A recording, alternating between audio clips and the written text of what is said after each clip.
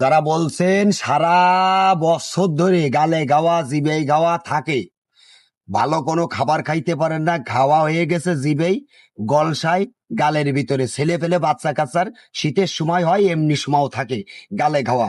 আবার এতে কিন্তু একটা খারাপ কাজ করা যায়, খবরদার কেউ যেন কই যে গালে ঘা জিবেই ঘাওয়া। এইরকম ফুল নেবেন, এই ফুল, এই ফুল কিন্তু মস্তির মতো ঝাল, গালে দিয়ে দেখছেন কোনো সময়? গালে দিয়ে দেখেন, যত বড় গালে ঘা জিবেই গাওয়া সারতে চাই না, হ্যাঁ, সারা বছর লেগে থাকে, এরকম ফুল নেবেন।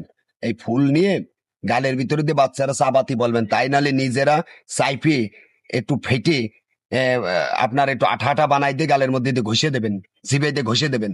দেওয়ার সাথে মাত্র 2-3 দিন দিলে যত বড় গালে খাওয়া আল্লাহর রহমতে ক্লিয়ার আসে।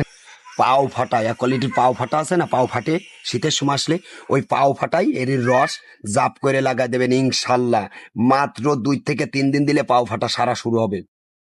গুনে গুনে দিতে হয় মাত্র 5 দিন। আপনি 2 থেকে 3 দিন দিলে বুঝতে পারবেন যে পাও ফাটা নেই, পাও তেল তেলি হবে। ইনশাল্লাহ ভিডিওটা শেয়ার করে দেবেন, ফলো দেবেন, লাইক দেবেন, কমেন্ট করে পাশে থাকবেন, উপকার পাবেন, আরো 5 জনকে জানাবেন। আল্লাহ হাফিজ।